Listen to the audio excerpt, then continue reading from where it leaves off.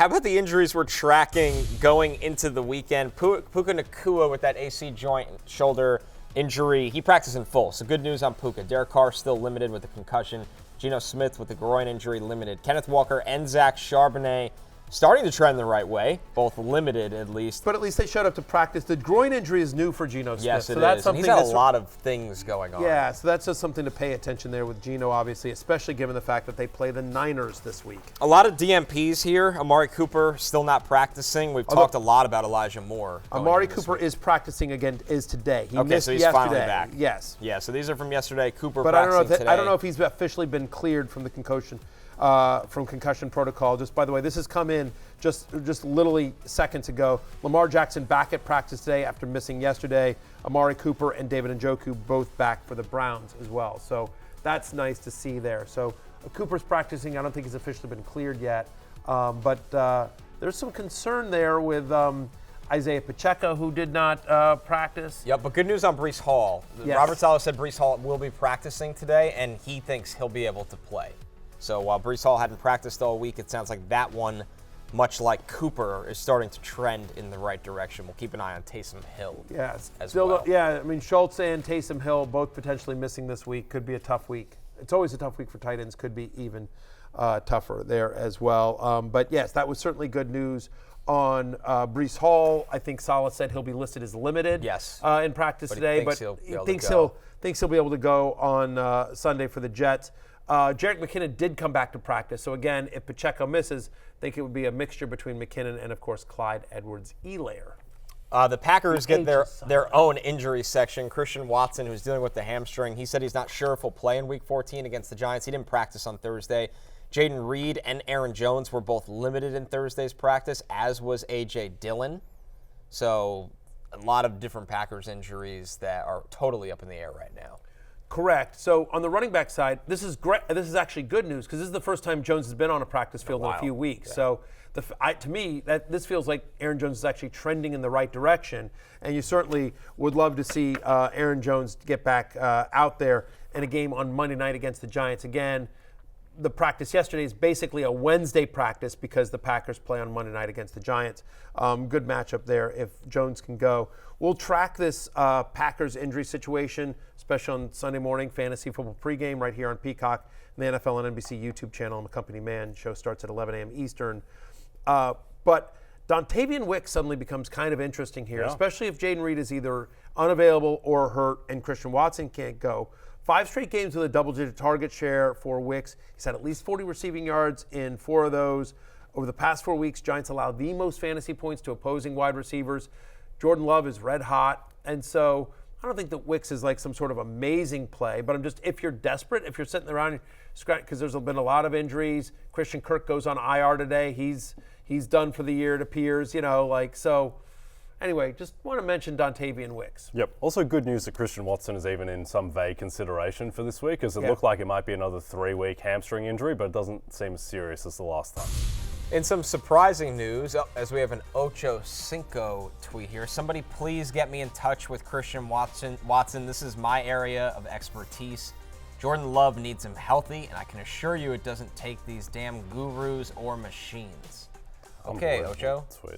Yeah, very strange. Yeah, we'll see if Christian Watson abides. I don't think he's probably going to. Wide receiver tweets are like always so weird, out there. Denny Carter's coming up here just a little bit. He has a very viral tweet about the quintessential tweet. The quintessential tweet about wide receivers is just maybe we'll ask him about that when he gets here. But just like he put out a tweet about the typical tweet by position of players, and it's just very accurate. What was the wide receiver one? It's like the enemy speaks quietly and holds a knife. Yeah, exactly. That's exactly. I think that's almost exactly it. And then in a very meta moment, 5 years later, literally A.J. Brown tweeted that exact same thing. Yes. Literally that, and whether he was in on the joke or just, I don't know. Presumably. Some more injury news. A bit of a surprise. Trevor Lawrence with that ankle injury practiced on Thursday. So while not cleared officially, Trevor Lawrence at practice is a good sign.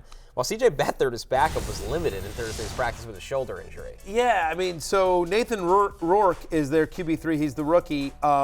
But the fact that you see it there on your screen there's Trevor. He's in a knee brace, but he's out there in the red jersey, in the red no-contact jersey.